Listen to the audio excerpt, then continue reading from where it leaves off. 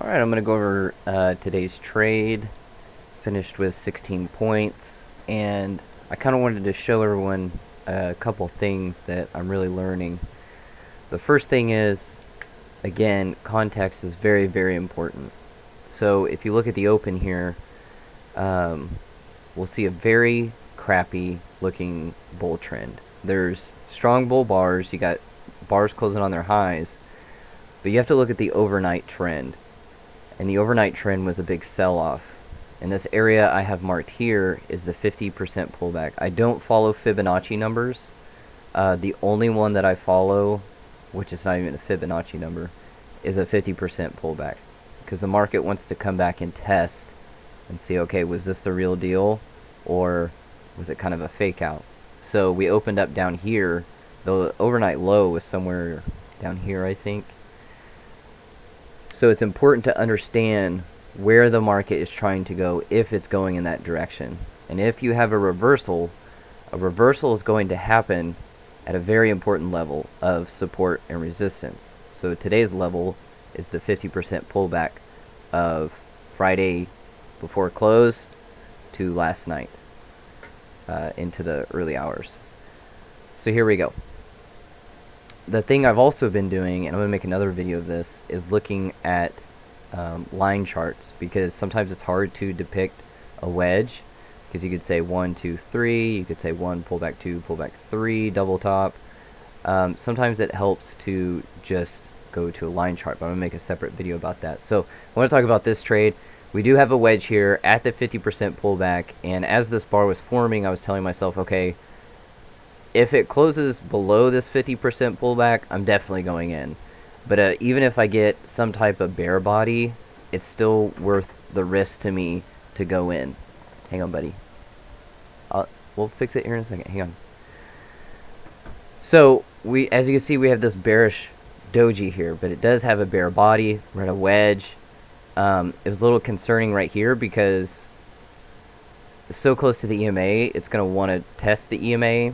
But if we get a strong close below it, it's automatically going to reject, which means you're probably going to go into a decent trend. So I'm going to kind of fast forward here. The other thing that I liked was the bar. This bar started bullish, and it broke above this bar. So that means that, since this bar broke above this one, that means that people bought above this bar, and these people need to get out. So now that we have broken above that, that gave people an opportunity to get out. And I want you to kind of see something here. Notice how these bars are, pretty strong, big moves, and also that this bull trend is not strong. We have a bull bar, strong bull bar, followed by a bear bar. Okay, now we have another bull bar with a tail on top. Now we have this massive bear bar. Now we have another bull bar. So this is just up, down, up, down, up, down. That's not the sign of a strong trend. Okay, if we had consecutive, maybe smaller bull bars, of course this is at the open, so it gets a little crazy, but I don't trade the first 30 minutes of the open. As a new trader, I really don't think people should trade the open. There's a 50% chance that the direction of the open could reverse. And it's all about probability. So if you have a 50-50 shot right now, okay, that's one thing.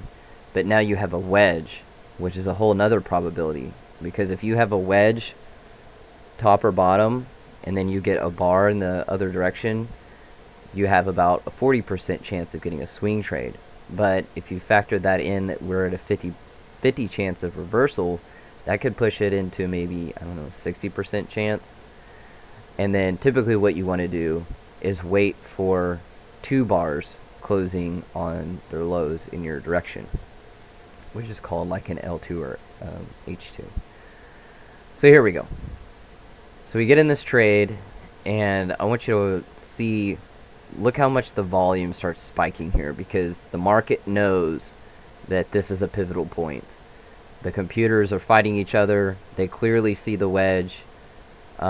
And now we have a point of agreement that after this wedge, everybody's agreed that this price is okay. But if you factor in the context of a strong bear trend, and this is a 50% pullback, those are just factors working against the bulls. We have a strong bear trend. We have a wedge. We're at a 50% pullback. Those three things right there give you pretty good context for a trade. And that's why I was not too worried about a doji bar, because context is way more important than your signal bar. Now, I could have been more patient and waited for the second bar right here. You can see it kind of started moving in my favor, but look at how much it's still getting a fight. Okay, I'm trying to measure out because I know that if this works out, it's going to go pretty well. And, if I would have, I almost went for 2 contracts on this one, but I am kind of sticking to my rule of only 1 contract to help build my confidence. Because even if you're in a great trade and you go to 2 contracts or 3 or 4, something that's uncomfortable, that's still a factor that plays in your mind. So you have to be comfortable with what you're willing to lose. So if I lose in this trade, it's 5 points. That's not that big of a deal. If I have 2 contracts, obviously that's 10 points. I'm not as comfortable with that. So I just stuck with my 1 contract. So now we have another bear bar that closed below the 50% pullback, but we have this massive tail. So at this point, I'm like, okay, I'm just going to go for 2 to 1, and we'll kind of see what happens here. Now we have this strong breakout. And whenever you have this, and please correct me if I'm wrong, if you had a strong bull trend in this sense, think of this in reverse, okay? If this was a strong bull trend, and now we have a 50% pullback, and you see this, you're looking to go this way.